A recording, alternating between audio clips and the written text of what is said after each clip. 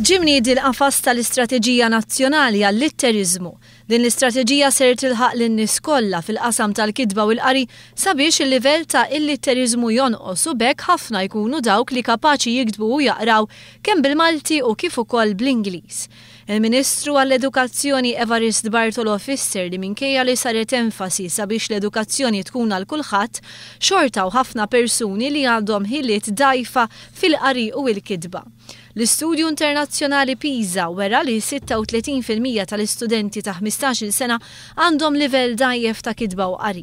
Permezz ta' din l-istrateġija se jitfassal pjan fit-tul biex it-tfal ikunu aktar fluenti u bekk jitjieb il-livell fis-suġġetti kollha tal-iskola. Tkellimna ma' Charles Mifsud li se jmexxi l-istrateġija. Biex hekk inkunu nistgħu nassiguraw illi nkunu qegħdin ikonna mira illi nilħqu illi f'kull livell għandna il-ħiliet li jippermettu lil dak li jkun jista' jimxi l-qoddim kemm fil-ħajja u anke fil-qasam edukattiv.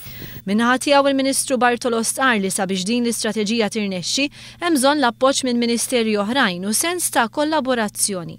Il-Ministru Bartolo żied jgħid li l-litterizmu diġitali huwa kruċjali fil-ħajja tal-lum.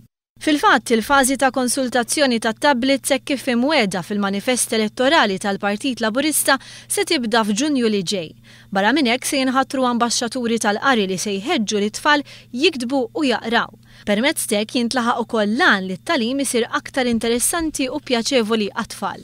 Jiġu mistiedna numru ta' personalitajiet biex iservu ta' ambaxxaturi għall-qari, personalitajiet mill-qasam sportiv, mill-qasam tal-entertainment li dawn huma ġanis li għandhom rispett li huma role models kemm għat-tfal u kemm għaż-żgħażagħ li bl-imbuttatura tagħhom nifhmu li jistgħu jgħinu biex jħajru iktar tfal u żgħażagħ biex jaqraw. Fix-xhur li ġejjin se jibdew jinġabru ideat u pjanijiet ta' azzjoni għal din l-istrateġija li mbagħad se tiġi implementata minn Ottubru li ġej.